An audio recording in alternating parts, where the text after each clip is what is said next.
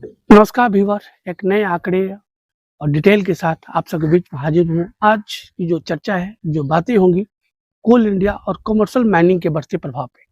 Viewers, आप सभी जानते हैं कि कोल इंडिया एक महारत्न कंपनी है जिसके अंदर कई सब्सिडियां काम कर रही हैं और इस बार जो फाइनेंशियल ईयर है 26-27, इस फाइनेंशियल ईयर में जो कोल इंडिया ने जो टारगेट तय किया है 810 मिलियन टन का टारगेट तय किया है।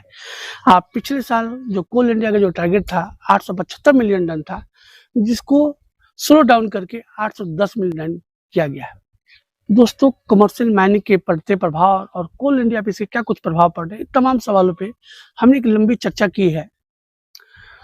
ट्रेड यूनियन के वरिष्ठ नेता और लंबे समय से जो कोल की जो सबसे अपेक्स कमेटी है, जिसको जेबीसीसीआई बोला जाता है, उनके सदस्य से क्या कुछ कहा है वो भी सुनाएंगे। लेकिन दोस्तों, सवाल महत्वपूर्ण रूप से क्या निकल के आ रहा है, इसको समझने की दरकार है। आपने रिपोर्ट देखा, तमाम बातों को आपने समझा। सवाल महत्वपूर्ण रूप से क्या रहा कि पिछले फाइनेंशियल ईयर जो 25-26 का रहा है, उसमें कोल इंडिया ने अपने कोयला उत्पादन की जो लक्ष्य निर्धारित की थी, उसमें 875 मिलियन टन था, जो 26-27 में उसको स्लो डाउन करके उसको घटा के 810 मिलियन टन कर दिया है। इसके ये जो आंकड़े हैं, इसको समझने की दरकार है। सबसे महत्वपूर्ण क्या है कि जो कमर्शियल माइनिंग है 2022 से लेके 2026 की अगर हम लोग बात करें, ये जो उनके जो प्रोडक्शन रिपोर्ट की अगर चर्चा करें, तो कमर्शियल माइनिंग में 20% का इजाफा हुआ है। 2025-26 में 210.46 उत्पादन हुआ है, जो पिछले 24-25 की अगर हम लोग बात करें तो 190.95 20%, मतलब 20% का जो इजाफा है कमर्शियल माइनिंग ने करके दिखाया है। दोस्तों, सबसे महत्वपूर्ण सवाल क्या है कि आप सभी जानते हैं कि कोयला का उत्पादन तभी होता है जब उसका खरीदार होता है। कोल इंडिया का सबसे बड़ा कोई खरीदार था तो एनटीपीसी था, तमाम स्टील प्लांट है, सीमेंट प्लांट है। लेकिन कमर्शियल माइनिंग के आने से जो कोयला का जो खरीदार है वो मिल नहीं रहा है, जिसके कारण कि खदानों में तो कोयला प्रोडक्शन हो रहा है, लेकिन खरीदार न मिलने के कारण कोयला जा नहीं पा रहा है, डिस्पैच संबंधित काम बाधित हो रहा है। इसलिए जो प्रोडक्शन है उसको स्लो डाउन किया जा रहा है। आप समझते हैं कि जो कोल इंडिया को जो टारगेट मिला था तमाम सब्सिडरी को 875 मिलियन टन का, वो कोल इंडिया की जो तमाम सब्सिडरियां हैं उसको आसानी से उस लक्ष्य को पा सकती थी। लेकिन दर्द इस बात का है कि कोयला तो उत्पादित हो जाता, लेकिन इस कोयला को डिस्पैच और तमाम तरह की जो परेशानियां हैं वो एक बहुत बड़ा कारण है। और दूसरा महत्वपूर्ण कारण रहा है कि जो खरीदार न रहने के कारण कोयला का अपना नेचर है, अगर कोयला प्रोडक्शन करके एक स्टॉक में रखा जाए जिसमें आग लग सकती है, तमाम तरह का नुकसान हो सकता है। उसमें हमारे जो कोयला कामगार हैं, जो अधिकारी हैं, उनकी मेहनत से निकाली हुई इस कोयला को आग लगाना कहीं से उचित नहीं है। दोस्तों, इसलिए कोल इंडिया और तमाम सब्सिडियां जो है अपने कोयला के उत्पादन को स्लो डाउन की हैं, ताकि कोयला को बचाया जा सके। तमाम मुद्दों पे दोस्तों जो विचार आए हैं, जो डी रामानंदन साहब हैं, उन्होंने कहा कि कमर्शियल माइनिंग को अभी देश हित में सही नहीं था। अभी कोल कंपनियां ही अपने आप में पर्याप्त थी कि कोयला के उत्पादन को बढ़ाया जा सकता था, लेकिन कमर्शियल माइनिंग भारत सरकार ने लेकर आई है, जिसका कि एक लंबा जो दुष्प्रभाव है इन कोल कंपनियों पे पड़ रहा है। सुनते हैं उनके विचार को, उसके बाद डाटा एनालिसिस करते हैं कि चीजें हैं क्या। नमस्कार। अभी हमारे साथ फोन कॉल पे जेबीसीसीआई के सदस्य डी रामानंदन साहब हैं, जो G2 से है और सीनियर ट्रेड यूनियनिस्ट हैं, जेबीसीसीआई के मेंबर हैं। सर, एक आशा थी कि कोल इंडिया का इस बार का जो टारगेट होगा पिछले साल से कुछ बेहतर होगा, कुछ बड़ा होगा, कुछ बड़ा गोल अचीव करने की बातें होगी तमाम सब्सिडरी के लिए। लेकिन इस बार जो देख पा रहे हैं हम लोग, जो मीडिया रिपोर्ट्स में जो बातें आ रही हैं, पिछले साल 2025-26 की अगर हम लोग बात करें तो 875 मिलियन टन का टारगेट मिला था तमाम सब्सिडरी को। लेकिन सर 26-27 में ये घट के सर 810 मिलियन टन पे आ गया। देश की ऊर्जा का सबसे बड़ा स्रोत सर कोयला है। ऐसे में सर, आप बड़े ट्रेड यूनियन नेता हैं, आपसे समझने की कोशिश करेंगे सर कि प्लस की जगह माइनस क्यों हुआ, इसके पीछे क्या कुछ कारण रहा है, आप कैसे चीज को देखते हैं, क्या कहेंगे सर? सर। देखिए, आपने बोला कि आशा था कि टारगेट पूरा करेंगे। आशा तो था, सर। लेकिन हम लोग जानते थे कि नहीं पूरा होगा। सर। उम्मीद हम लोगों को नहीं था। सर। पहला तो है कि टारगेट जो रखता है वो अनरीजनेबल रखता है। सर। मैंने उसका कोई रीजन नहीं रहता, मैंने ज्यादा करके रखता है मंत्रालय से। सर। बीच में उसको रिवाइज भी करता है, मिड टाइम रिव्यू भी करके उसको थोड़ा घटा भी देता है। जी। और टारगेट अचीव करना सीधा सीधी रखने से नहीं होता है, उसके साथ जो जुड़ा हुआ जितना मामला है, सर।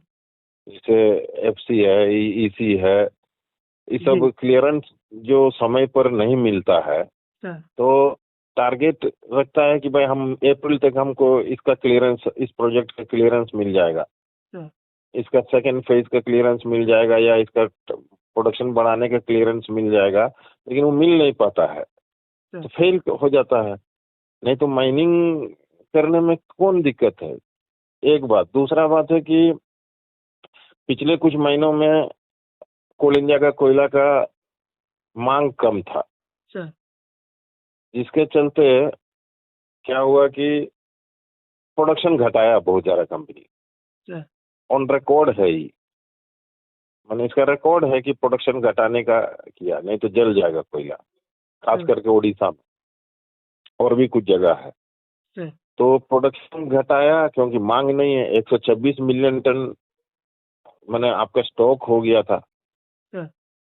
हम लोगों को पिछले 26 में पिछले महीना में एक मीटिंग था, उसमें जो रिकॉर्ड में है कि 126 मिलियन टन स्टॉक है, जो कि सर्वाधिक है। आज तक रिकॉर्ड नहीं था कि इतना स्टॉक कोल कंपनी के पास पड़ा हो। सर। तो स्टॉक उठाव कम है, स्टॉक ज्यादा है, सर। तो प्रोडक्शन घटाया भी है। सर। इसी तीसरा है कि आपके पास आज भी इवैक्यूएशन के लिए जितना उपलब्ध होना चाहिए उतना साधन नहीं है। सर। बहुत कुछ बनाया है, फर्स्ट मेल कनेक्टिविटी सब, लेकिन रेल लाइन का अभी भी कमी है। सर। जितना रेक चाहिए उतना रेक मिलता नहीं है, सर। और डिमांड से जुड़ा हुआ मामला है। इसीलिए घटाया तो इस बार लगता है कि थोड़ा रीजनेबल है।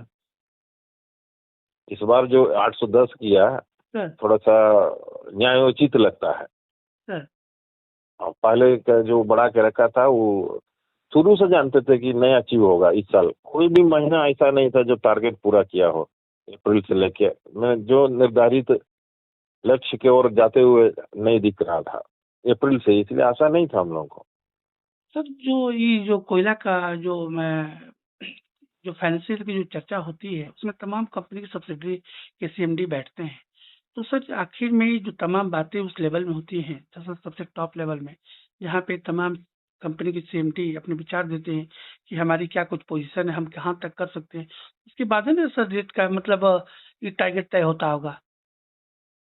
देखिए, मीटिंग तो होता है, लेकिन सर कंपनी में ऊपर से जो मंत्रालय जो है दिखाने के लिए इतना टारगेट सर। करवाता है, ये लोग नहीं चाहते हुए भी मानना पड़ता है। सर। मंत्रालय के ऊपर में बोलने का किसी को हिम्मत है कि नहीं हम इतना नहीं कर पाएंगे। सर। कोई सीएमडी क्या आप ये सोचते हैं कि बोल सकते हैं कि हम इतना नहीं कर पाएंगे, सर। इसलिए मेरे टारगेट घटाइए, ऐसा बोलने का किसी का संभव है आज के दिन? सर। हाँ हाँ। इसीलिए सब सुनता है, सर। इतना करना है, जी सर करेंगे, जानते हुए कि नहीं हो पाएगा। सर, तो सर इस चीज को क्या समझा जाए, जो आंकड़े जो मैं पब्लिकली प्रेस आउट होते हैं कि हर फाइनेंशियल में टारगेट को लेकर, जिससे कि जो कोयला कंपनी के जो कोयला कामगार हैं, जो सिक्योरिटी में जो अधिकारी हैं, जो दिन रात कोयला खदानों में काम करते हैं उस लक्ष्य को पाने को लेके, इसको मिथ ना माना जाए सर, क्या सोच समझा जाए? देखिए, लोग अपना ईमानदारी से काम करते हैं। सर। परमानेंट मजदूर, ठेका मजदूर, आउटसोर्स सब में काम होता है। सर। लेकिन कुछ सरकारी नीति ऐसा है सर।